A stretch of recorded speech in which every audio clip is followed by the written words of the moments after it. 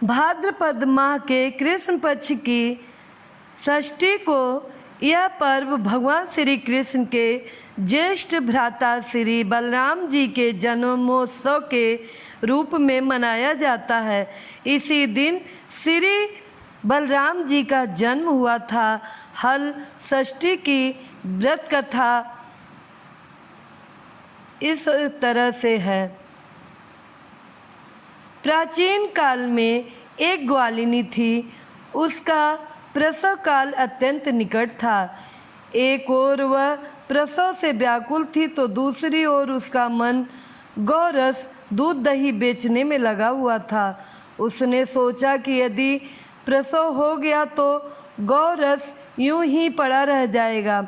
यह सोचकर उसने दूध दही के घड़े सिर पर रखे और बेचने के लिए चल दी। किंतु कुछ दूर पहुंचने पर उसे असहनीय प्रसव पीड़ा हुई। वह एक झरबेरी की ओट पे चली गई और वहां एक बच्चे को जन्म दिया। वह बच्चे को वहीं छोड़कर पास के गांवों में दूध दही बेचने चली गई। संजोग से उस दिन हल षष्ठी थी। गाय भैंस के मिश्रित दूध को केवल भैंस का दूध बताकर उसने सीधे साधे गांव वालों में बेच दिया। उधर जिस झरबेरी के नीचे उसने बच्चे को छोड़ा था उसके समीप ही खेत में एक किसान हल जोत रहा था। अचानक उसके बैल भड़क उठे और हल का फल शरीर में घुसने से वह बालक मर गया। इस घटना से किसान बहुत दुखी हुआ। फिर भी उसने हिम्मत और धैर्य से काम लिया। उसने झरबेरी के कांटों से ही बच्चे के चिरे हुए पेट में टाके लगाए और उसे वहीं छोड़कर चला गया। कुछ देर बाद ग्वालिन दूध बेचकर वहां आ पहुंची। बच्चे की ऐसी दशा देखकर उसे समझते देर नहीं लगी कि यह सब उसके पाप की सजा है।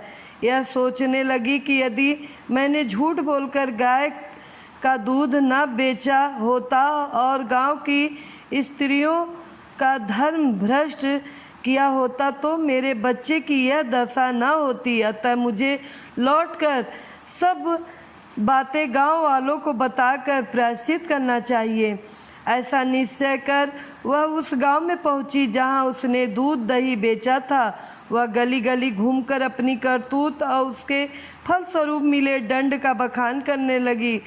तब स्त्रियों ने स्वधर्म रक्षार्थ और उस पर रहम खाकर उसे क्षमा कर दिया और आशीर्वाद दिया।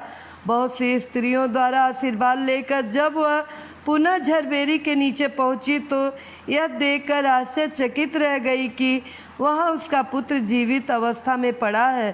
तभी उसने स्वार्थ के लिए झूठ बोलने को ब्रह्म हत्या के समान समझा और कभी झूठ न बोलने का प्रण कर लिया। इस तरह कहानी समाप्त होता है। बोलो हल छठी मैया की जय।